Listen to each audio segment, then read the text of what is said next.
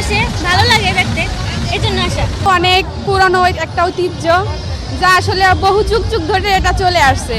আর এখানে লোকের এত সমাগম, যা বলে বোঝানো যাবে না। অনেক লোক এখানে আসে আর অনেক আনন্দ ফুর্তি হয়ে উল্লাস, অনেক নৌকা এখানে আসে। সকল পেশা শ্রেণীর মানুষ এখানে চলে আসে, ধর্ম বর্ণ নির্বিশেষে, এবং সাম্প্রদায়িক সম্প্রীতি বজায় রেখে সকলেই এই আনন্দটি উপভোগ করে। এই আনন্দ উপভোগ করার জন্য আমাদের পার্শ্ববর্তী জেলা মাদারীপুর তথা বরিশাল থেকে অগণিত হাজার হাজার মানুষ এখানে চলে আসে।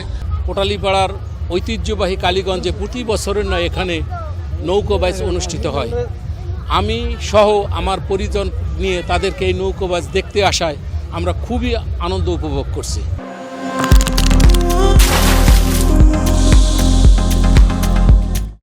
নৌকোবাইজ দেখার আনন্দটাই আলাদা।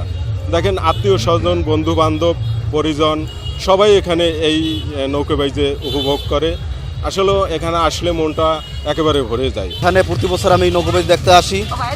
এখানে বছরে দুবার নৌকোবাইজ হয়। একটা হচ্ছে বিশ্বকর্মা পুজো উপলক্ষে, আর একটা হচ্ছে লক্ষ্মী পুজো উপলক্ষে। লক্ষ্মী পুজো উপলক্ষে 3 দিন আর বিশ্বকর্মা পুজো উপলক্ষে 1 দিন। আমি প্রতিনিয়ত এই দুবারই আমি লক্ষ্মী পূজা নৌকোবাইজ দেখতে আসি। ছেলেকে নিয়ে আসছি, আমার শ্বশুর আছে সাথে, আর আমার একটা দেবর আছে, ওর মেয়ে আছে।